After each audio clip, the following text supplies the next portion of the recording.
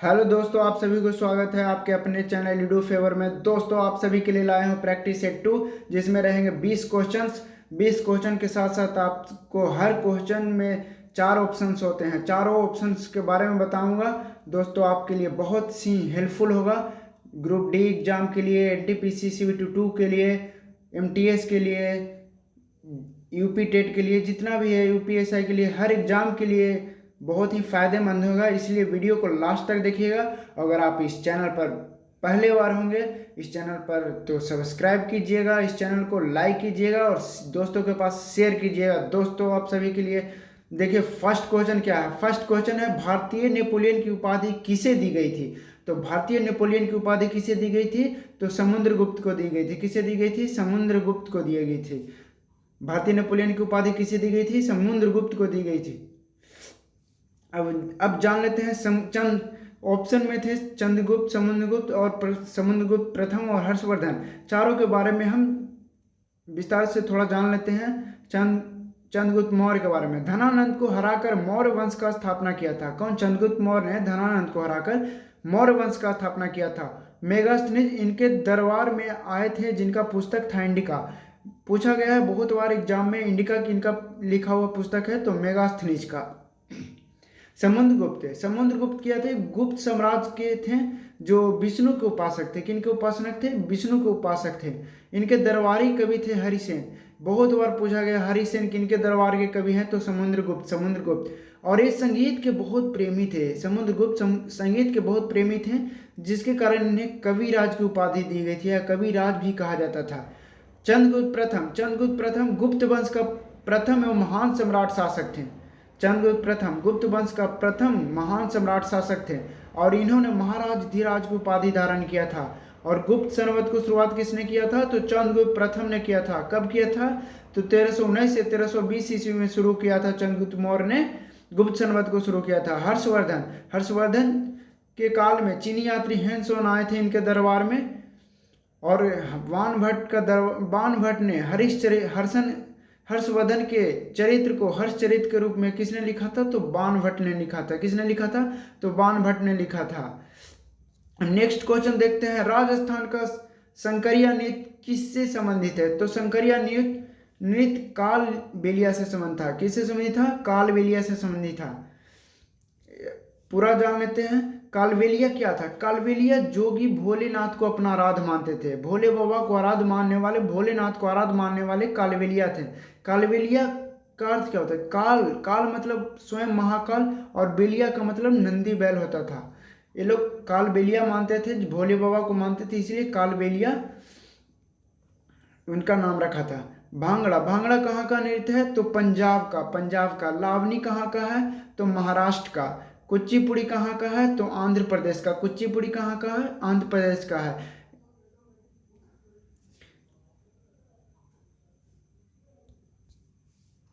Next question आते हैं। मसालों का बगीचा किस राज्य को कहा जाता है? तो मसालों का बगीचा किसको कहा जाता है?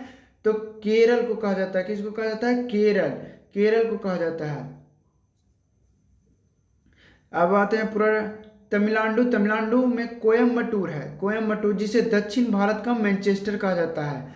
तमिलनाडु में कोयम्बटूर है, जिसे दक्षिण भारत का मैनचेस्टर कहा जाता है। क्या कहा जाता है? दक्षिण भारत का मैनचेस्टर कहा जाता है।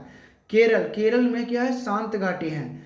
बहुत बार एग्जाम में पूछा जा चुका है। केरल शांत घाटी कहाँ में है? तो केरल में है। और गुजरात का अहमदाबाद शहर, जो भारत का मैनचेस्टर के रूप में जाना जाता है। और तमिलनाडु का कोयम्बटूर दक्षिण भारत का मैनचेस्टर कहा जाता है और अहमदाबाद भारत का मैनचेस्टर कहा जाता है। कर्नाटक में एक बेंगलुरु शहर है, जिसे इलेक्ट्रॉनिक या अंतरिक्षों का शहर कहा जाता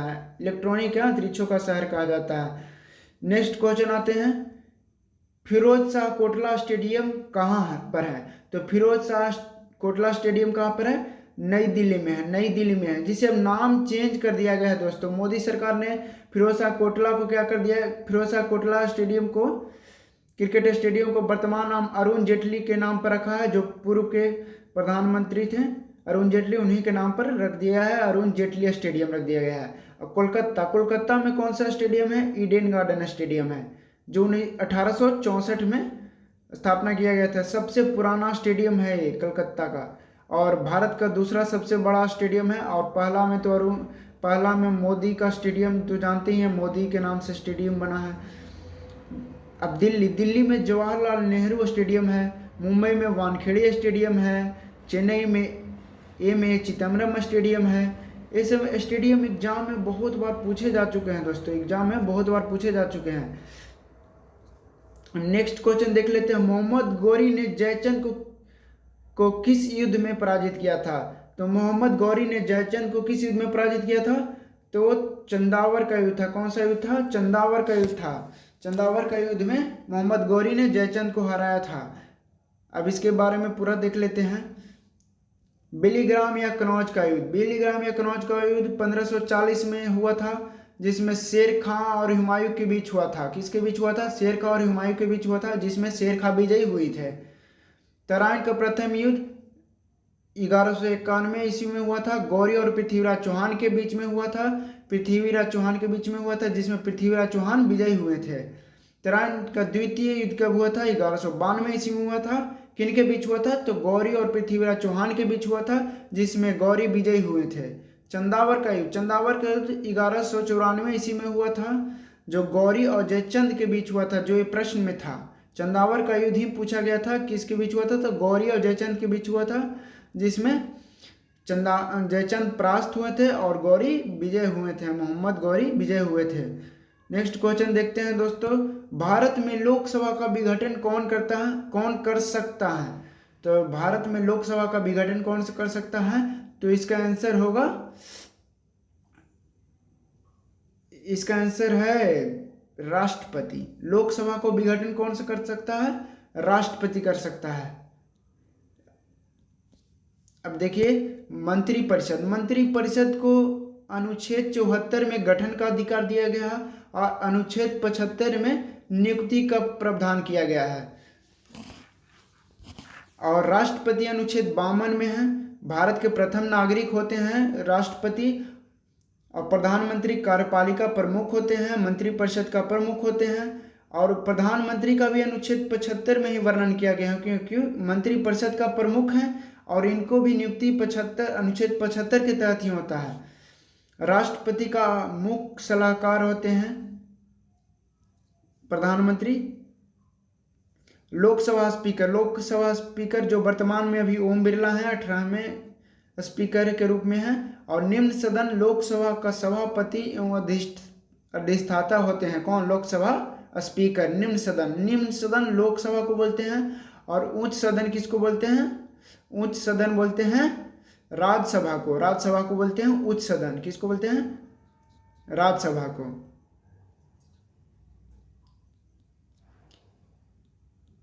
नेक्स्ट क्वेश्चन देखते हैं। अरब सागर की रानी किसे कहा जाता है? तो अरब सागर की रानी किसे कहा जाता है? तो कोचिन को कहा जाता है। किसको कहा जाता है? कोचिन को कहा जाता है। अब देखते हैं इसके बारे में। लक्षद्वीप की राजधानी कहाँ है? कवारती। लक्षद्वीप की राजधानी कवारती है। और वेनिस कहाँ में है? इटली को एड्रियाटिक की रानी कहा जाता है। और कोचिन को पूर्व का वेनिस कहा जाता है। पूर्व का वेनिस किसे कहा जाता है? कोचिन को कहा जाता है। और सूरत को वस्त्र उद्योग के लिए सूरत प्रसिद्ध है। नंदा देवी पर्वत चोटी किस राज्य में स्थित है? नंदा देवी पर्वत चोटी किस राज्य में स्थित है? तो आप नंदा देवी उत्तराखंड में है। नंदा देवी पर्वत चोटी किस राज्य में स्थित है? तो उत्तराखंड में स्थित है। आप देख सकते हैं सिक्किम में कंचनजंगा है, जम्मू कश्मीर में काराकोरम पर्वत श्रेणी है, उत्तराखंड में केदारनाथ है, भोले बाबा केदारनाथ यही है, केदारनाथ लोग दर्शन करने जाते हैं। अरुणाचल प्रदेश में नामचा बर्मा है। 9वां क्वेश्चन देखिए। भारत का सबसे बड़ा बंदरगाह कौन सा है? भारत का सबसे बड़ा बंदरगाह कौन सा है? देखिए, भारत का सबसे बड़ा बंदरगाह मुंबई बताया जाता है। मुंबई है। ऐसे कहीं प्रश्न में एक कांडला भी देता है आंसर, मगर आंसर कांडला नहीं होना चाहिए, क्योंकि मुंबई होना चाहिए। मुंबई में सबसे बड़ा बंदरगाह है। विशाखापत्तनम आंध्र प्रदेश में है, पारादीप उड़ीसा में है, कांडला गुजरात में है। भारतीय अंतरिक्ष अनुसंधान संगठन का स्थापना कब हुई थी? भारतीय अंतरिक्ष अनुसंधान संगठन की स्थापना कब हुआ था? तो 1969 में हुआ था, वर्ष 1969 में हुआ था। अब आते हैं 1962 में क्या हुआ था? तो अंतरिक्ष कार्यक्रम का शुरू 1962 में हुआ था। और भारत चीन युद्ध भी 1962 में हुआ था। 1965 में भारत पाक युद्ध हुआ था। और 1972 में अंतरिक्ष आयोग का गठन हुआ था। और 1969 में तो आप जान ही गए। दोस्तों, अगर आप इस चैनल पर नए हैं तो प्लीज़ सब्सक्राइब कीजिएगा, इस चैनल को शेयर कीजिएगा, सब्सक्राइब कीजिएगा और बेल आइकन को दबाना नहीं भूलिएगा, क्योंकि बेल आइकन दबाइएगा तब आपके नोटिफिकेशन जाएगा। और लाइक करना तो दम नहीं भूलिएगा, क्योंकि आपका लाइक से ही मुझे मोटिवेशन मिलता है और आप मैं आगे वीडियो बनाने के लिए प्रेरित होता हूँ। और मैं जितना भी सारा क्वेश्चन है दोस्तों, इस सारा का PDF मैं लिंक कर दूंगा नीचे डिस्क्रिप्शन में। और मेरे और सारे सोशल मीडिया हैं, उस पर आप ज्वाइन कर सकते हैं। टेलीग्राम पर मैं डेली क्यूज चलाता हूं शाम को, उसमें भी आप ज्वाइन कर सकते हैं। उस पर आपको बहुत सारे बच्चे मिलेंगे, वहां पर आप अपना देख सकते हैं कि हम कितना सही करते हैं, कितना गलत करते हैं। ज्वाइन कीजिए टेलीग्राम पर भी, उसका भी लिंक मैं डिस्क्रिप्शन में दे दूंगा।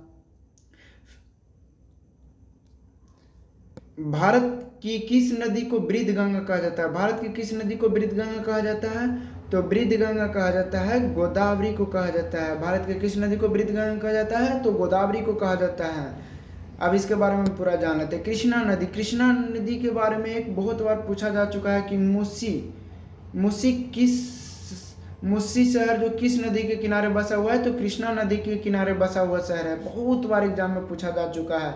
NTPC, group D, LP technician, बहुत सारे एग्जाम में पूछा जा चुका है। नर्मदा सर्वाधिक सीधी बहने वाली नदियां हैं। और गुजरात की जीवन रेखा जिसे कहा जाता है, गुजरात का जीवन रेखा किस नदी को कहा जाता है? तो नर्मदा नदी को कहा जाता है। तो कावेरी दक्षिण की गंगा कावेरी को कहा जाता है। दक्षिण की गंगा किसे कहते हैं? तो कावेरी को कहते हैं। गोदावरी को क्या कहते हैं? प्रायद्वीपीय भारत की सबसे लंबी नदी है गोदावरी।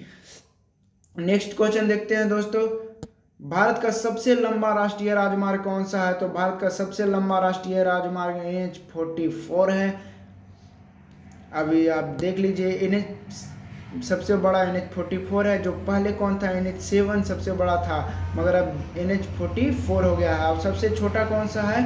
NH-47A है। दोस्तों, मैं और NH के बारे में बताऊंगा विस्तार से बाद में। मैं हर टॉपिक वाइज टॉपिक क्लास लूँगा, तो मैं आप सभी को हर चीज़ के बारे में टॉपिक वाइज टॉपिक बताऊंगा, इसलिए बने रहिए। अभी मैं आप सभी के लिए टेस्ट कुछ दे रहा हूं। टेस्ट के बाद मैं टॉपिक वाइज टॉपिक हर सब्जेक्ट को पढ़ाऊंगा। आप इस चैनल पर बने रहिए प्लीज़, और सब्सक्राइब कीजिए। भारतीय राष्ट्रीय कांग्रेस के पहले अध्यक्ष कौन थे? तो भारतीय राष्ट्रीय कांग्रेस के पहले अध्यक्ष व्योमेश चंद्र बनर्जी हैं, जिसे WC बनर्जी भी बोलते हैं। WC बनर्जी भी बोलते हैं। अब देख लेते हैं पूरा। दादा भाई नौरोजी कांग्रेस के दूसरा सम्मेलन जो हुआ था उसमें कोलकाता में भाग लिया था और उसका अध्यक्षता किया था, जो 1886 ईस्वी में हुआ था। और दादा भाई नौरोजी को वृद्ध पुरुष के नाम से जाना जाता है। वृद्ध पुरुष के नाम से किसे जाना जाता है? तो दादा भाई नौरोजी को जाना जाता है। WC बनर्जी, देखिए WC बनर्जी कांग्रेस के प्रथम सम्मेलन के अध्यक्ष होते हैं, जो 1885 ईस्वी में कांग्रेस का स्थापना हुआ था। कहाँ हुआ था प्रथम बैठक? बम्बई में। तो मैंने बताया है ग्रांट रोड मुंबई में हुआ था। आगे चलकर वो भी क्वेश्चन मैं दिया हूँ, आपको बताऊंगा। सुरेंद्रनाथ बनर्जी 1896 ईस्वी में कोलकाता अधिवेशन में अध्यक्षता किए थे। MG रानाडे कांग्रेस की अध्यक्षता नहीं किए थे, पर इनका पूना सार्वजनिक सभा था। बहुत बार एग्जाम में पूछा जा चुका है, पूना सार्वजनिक सभा का स्थापना किसने किया था? तो MG रानाडे ने। अब आते हैं, भारत का नेपोलियन किसे कहा जाता है? किसे कहते हैं? भारत का नेपोलियन किसे कहते हैं? बहुत बार एग्जाम में पूछा जा चुका है, नहीं कह सकते हैं कितना बार पूछा जा चुका है, अनंत बार पूछा जा चुका है। आज 1992 से लेके आज तक के बहुत बार पूछा जा चुका है, भारत का नेपोलियन किसे कहते हैं? समुद्रगुप्त को कहा जाता है। दोस्तों, अब पूरा डिस्क देख लेते हैं। चंद्रगुप्त मौर्य। चंद्रगुप्त मौर्य जैन धर्म के अनुयायी थे। चंद्रगुप्त मौर्य कौन थे? जैन धर्म के अनुयायी थे। और कर्नाटक के श्रवणबेलगोला में अंतिम सांस लिए थे, वहीं पर इनका मृत्यु हो गया था, श्रवणबेलगोला में, कर्नाटक के श्रवणबेलगोला में। समुद्रगुप्त इलाहाबाद प्रशस्ति लेख की रचना किया था। इनकी दरबारी कवि हरिसेन थे। कौन थे? समुद्र के दरबारी कवि कौन थे? हरिसेन थे। कनिष्क कुषाण वंश के प्रतापी शासक थे। कुषाण वंश के प्रतापी शासक कौन थे? कनिष्क थे। कौन थे? कनिष्क थे। 78 ईस्वी में शक संवत को शुरुआत किसने किया था? तो कनिष्क ने ही किया था। कनिष्क ने शक संवत को शुरुआत किसने किया था? कनिष्क ने किया था। पुष्यमित्र शुंग शुंग वंश के संस्थापक एवं प्रथम राजा थे। शुंग वंश के प्रथम राजा और संस्थापक कौन थे? पुष्यमित्र शुंग थे। नेक्स्ट क्वेश्चन देखते हैं दोस्तों, किस देश से मौलिक कर्तव्यों को लिया गया है? किस देश से मौलिक कर्तव्य को लिया गया है? तो मौलिक कर्तव्य, इसमें आप याद रखिए, कर्तव्य कीजिएगा तभी आप रूसिएगा। और रूस किस में आता है? सोवियत संघ में आता है। सोवियत संघ या रूस एक ही है, तो आप याद रखिए, कर्तव्य कीजिए तब रूसिए, तब अच्छा रहेगा। इसीलिए याद है, ट्रिक है याद करने का, कर्तव्य करो तब रूस हो। इसलिए इसका आंसर होगा सोवियत संघ या रूस। किसी किसी एग्जाम में सोवियत संघ भी देता है, रूस भी देता है, दोनों सेम ही है, सोवियत संघ या रूस।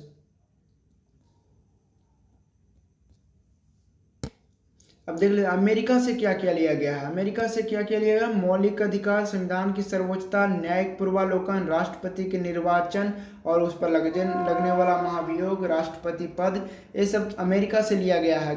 फ्रांस से क्या लिया गया है? तो गणतंत्रात्मक और प्रस्तावना में स्वतंत्रता, समानता, बंधुत्व लिया गया है। कनाडा से क्या लिया गया है? तो संघात्मक विशेषताएं लिया गया है। ऑस्ट्रेलिया से क्या लिया गया है? तो प्रस्तावना लिया गया। ऑस्ट्रेलिया से क्या लिया गया है? प्रस्तावना लिया गया है। ठीक है दोस्तों, नेक्स्ट क्वेश्चन बढ़ते हैं। सिख संप्रदाय का संस्थापक कौन है? सिख संप्रदाय का संस्थापक कौन है? बहुत ही most important question. Guru Nanak. Sikh संप्रदाय के संस्थापक कौन है? तो गुरु नानक है। सिख संप्रदाय का संस्थापक कौन है? तो गुरु नानक है। अब इसके बारे में पूरा जान लेते हैं। गुरु नानक प्रथम गुरु थे। सिख धर्म के प्रथम गुरु कौन थे? गुरु नानक। इनका मृत्यु कहाँ हुआ था? करतारपुर पंजाब में हुआ था। और गुरु लंगर स्थापित किया था। गुरु लंगर किसने स्थापित किया था? तो गुरु नानक ने किया था। गुरु अंगद सिखों के दूसरे गुरु थे। सिखों के दूसरे गुरु कौन थे? गुरु अंगद थे। प्रारंभिक नाम इनका लहना था। गुरु अंगद का प्रारंभिक नाम क्या था? लहना था। और गुरुमुखी लिपि का आरंभ करने वाले गुरु अंगद ही थे। पूछता है कि ऐसे पूछेगा एग्जाम में, गुरुमुखी लिपि का स्टार्ट करने वाले दूसरे गुरु कौन थे? तो गुरु अंगद थे। डायरेक्ट ये भी एग्जाम में पूछता है कि सिख धर्म के दूसरे गुरु कौन थे? तो गुरु अंगद थे। इसलिए मैंने प्रश्न एक नहीं समझे, यहाँ 4-5 प्रश्न का आपका आंसर मिलेगा इस तरह से। गुरु गोविंद सिंह 10वें गुरु थे। सिख धर्म के 10वें गुरु कौन थे? गुरु गोविंद सिंह थे। इन्हें सच्चा पातशाह कहा जाता है। याद रखिएगा, पातशाह, बादशाह नहीं, पातशाह। सच्चा पातशाह किन्हें कहा जाता था? गुरु गोविंद सिंह को कहा जाता था। इनका निवास स्थान कहाँ था? तो निवास स्थान था आनंदपुर साहिब, पटना साहिबा के नाम से जाना जाता है भी। खालसा पंथ का शुरुआत कहाँ हुआ था? खालसा पंथ का शुरुआत किसने किया था? तो गुरु गोविंद सिंह ने किया था। गुरु अर्जुन देव, ये 5वें गुरु थे। सिख धर्म के 5वें गुरु कौन थे? तो गुरु अर्जुन देव थे। सिखों के धार्मिक ग्रंथ क्या था? आदि ग्रंथ, जिसका रचना किसने किया था? गुरु अर्जुन देव ने किया था। और जहांगीर ने 1606 ईस्वी में इन्हें मरवा दिया था। नेक्स्ट क्वेश्चन देखते हैं। आगरा शहर किसने बनाया था? तो आगरा शहर किसने बनवाया था? तो सिकंदर लोदी ने। किसने बनाया था? सिकंदर लोदी ने। आगरा शहर का निर्माण किसने किया था? सिकंदर लोदी ने किया था। इसका पूरा देख लेते हैं। सिकंदर लोदी आगरा शहर का कब स्थापना किया था? तो 1504 ईस्वी में किया था। लोदी वंश की प्रसिद्ध एवं प्रतापी राजा था। लोदी वंश का प्रसिद्ध एवं प्रतापी राजा कौन था? तो सिकंदर लोदी था। गजे सिकंदरी किसने शुरू किया था? तो सिकंदर ने किया। सिकंदर लोदी ने किया था। गुरुमुखी कविता फारसी में किसने लिखा था? तो सिकंदर लोदी ने लिखा था। अकबर का जन्म कब हुआ था? तो 1542 ईस्वी में अकबर का जन्म हुआ था। और 1556 ईस्वी में राज अभिषेक हुआ था। सबसे कम उम्र में राज अभिषेक हुआ था अकबर का। इसका राजनीतिक गुरु कौन थे? तो बैरम खां। इसका राजनीतिक गुरु कौन थे? बैरम खां। बैरम खां थे इसके राजनीतिक गुरु। सबसे महान और सबसे कम पढ़ा लिखा हुआ शासक था। अनपढ़ रहते हुए सबसे महान और सबसे अच्छा शासक था, जिसने बहुत से रियासतों को जीत चुका था अकबर ने। बहलोल लोदी। अब बहलोल लोदी किस लोदी वंश का संस्थापक था? लोदी वंश का संस्थापक कौन था? तो बहलोल लोदी था। प्रथम अफगान वंश लोदी वंश को ही कहा जाता है, और दूसरा अफगान वंश सूरी वंश को कहा जाता है। शाहजहां बचपन का नाम इनका क्या था? खुर्रम था। शाहजहां का बचपन का नाम क्या था? खुर्रम था। आप देखिए दोस्तों, ताजमहल, अपने मोहब्बत में इन्हें ताजमहल बना दिया था, और मयूर सिंहासन का निर्माण भी शाहजहां ने करवाया था। इसीलिए इसको शासन को स्थापत्य कला का स्वर्ण युग कहा जाता है। नेक्स्ट क्वेश्चन देखिए, राष्ट्रीय प्रतीक के निचले भाग में उत्कीर्ण शब्द सत्यमेव जयते किस संदर्भ से लिया गया है? तो मुंडकोपनिषद से लिया गया है। मुंडकोपनिषद से लिया गया है। सत्यमेव जयते कहाँ से लिया गया है? तो मुंडकोपनिषद से लिया गया है। पुराण कितने हैं? तो 18 पुराण हैं। टोटल पुराण कितने हैं? 18 हैं। बहुत बार एग्जाम पूछा जा चुका है पुराण कितने हैं, तो 18 हैं। जातक बौद्ध धर्म का एक पुस्तक है। उपनिषद कितने हैं? तो 108 उपनिषद हैं। देश का लौह पुरुष किसे कहा जाता है? दोस्तों, लौह पुरुष के नाम से जाने जाते हैं। कौन? तो सरदार वल्लभ भाई पटेल लौह पुरुष के नाम से जाने जाते हैं। सरदार वल्लभ भाई पटेल लौह पुरुष के नाम से जाने जाते हैं। सरदार वल्लभ भाई पटेल लौह पुरुष से जाने जाते हैं। जवाहरलाल नेहरू चाचा नेहरू के नाम से प्रसिद्ध हैं। चाचा नेहरू, इन्हीं के जन्म दिवस पर बाल दिवस मनाया जाता है। चाचा नेहरू के जन्म दिवस पर ही। महात्मा गांधी, जिसे अर्धनगर फकीर कहा जाता है। अर्धनगर फकीर, जिसे किसने नाम अर्धनगर फकीर कहा था? तो विंस्टन चर्चिल। ये भी बहुत बार एग्जाम में पूछा जा चुका है कि महात्मा गांधी को अर्धनगर फकीर किसने कहा था? तो विंस्टन चर्चिल ने कहा था। बाल गंगाधर तिलक लोकमान के नाम से प्रसिद्ध हैं। लोकमान तिलक, इनका पूरा नाम लोकमान बाल गंगाधर तिलक हो गया था। नेक्स्ट क्वेश्चन देखते हैं दोस्तों, प्रथम गोलमेज सम्मेलन कहाँ हुआ था? प्रथम गोलमेज सम्मेलन कहाँ हुआ था? तो लंदन में हुआ था। प्रथम गोलमेज सम्मेलन कहाँ हुआ था? तो लंदन में हुआ था। प्रथम गोलमेज सम्मेलन कब हुआ था? 1930 ईस्वी में हुआ था। द्वितीय गोलमेज सम्मेलन कब हुआ था? 1931 ईस्वी में हुआ था। तृतीय गोलमेज सम्मेलन कब हुआ था? तो 1932 ईस्वी में हुआ था। तीनों गोलमेज सम्मेलन लंदन में हुआ था। तीनों गोलमेज सम्मेलन याद रखिएगा लंदन में हुआ था। इसमें बहुत बार पूछा गया है प्रश्न कि कौन से सम्मेलन में कांग्रेस भाग लिया था, गांधी जी भाग लिए थे? कौन से सम्मेलन में गांधी जी भाग लिए थे? तो द्वितीय सम्मेलन में गांधी जी भाग लिए थे। किसमें? द्वितीय सम्मेलन में गांधी जी भाग लिए थे। और कौन से सम्मेलन में कांग्रेस भाग नहीं लिया था? तो तीसरे में नहीं कांग्रेस भाग लिया था। तीसरे में कांग्रेस भाग नहीं लिया था। और बम्बई, देखिए दोस्तों, मैंने बोला था कि मैं लास्ट में बताऊंगा। बम्बई में कांग्रेस का स्थापना हुआ था। कांग्रेस का स्थापना कब हुआ था? 1885 में। मैंने पहले बताया है दोस्तों, 1885 ईस्वी में हुआ था कांग्रेस का स्थापना। कब हुआ था? ग्रांट रोड के तेजपाल हॉल में। ग्रांट रोड के कहाँ? तेजपाल हॉल में। इस हॉल में मैंने गया दोस्तों, इस हॉल में मैंने घूमा, देखा इस हॉल को, ग्रांट रोड में है। दोस्तों, अगर आप इस चैनल पर नए होंगे तो कृपया इस चैनल को सब्सक्राइब कीजिएगा। थैंक यू दोस्तों आप सभी को लास्ट तक वीडियो देखने के लिए। आप मेरे टेलीग्राम डिस्क्रिप्शन में दे दूंगा, उसमें आप ज्वाइन कर जाइएगा। ईमेल आईडी पर आपको अगर कुछ पूछना होगा तो पूछिएगा। व्हाट्सएप नंबर पर आप व्हाट्सएप कर सकते हैं। आप मेरे फेसबुक पेज पर प्रश्न पूछ सकते हैं।